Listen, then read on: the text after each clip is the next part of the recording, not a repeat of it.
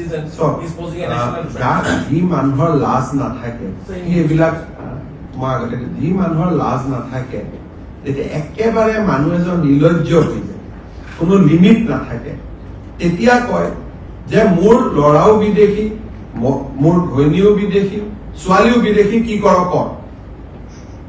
সেইটো একদম যেতিয়া এটা মানুহ নিৰ্লজ্জতাৰ শেষ পৰ্যায়ত যায় যে ইয়াতকৈ আৰু নিলাজ নাই তেতিয়া মানুহ এটাই কয় আজি যদি কোনোবা এটা মানুহে কয় যে মই অসমীয়া বিৰোধী হয় মোক কি কৰিবি ক তেতিয়াতো আৰু কোনো একো কৰিব নোৱাৰে সো এইটো যিটো তেওঁ কৈছে এটা কথা মই ডেফিনেটলি কৈছো যে what ever he has reveal that is only 10% of it.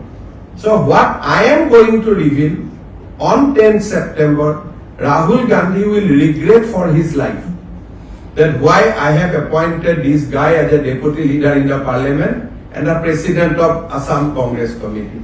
So now I know that Rahul Gandhi himself is encouraging Pakistani element in Congress party.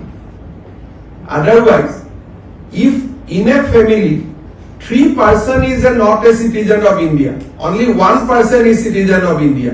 Then who is nationalist party is going to encourage that guy? যিজন মানুহে নিজৰ ল'ৰা ছোৱালীক ভাৰতীয় হোৱাৰ যোগ্যতা বুলি নাভাবে তেওঁ আমাৰ ল'ৰা ছোৱালীক কি চকুৰে চাব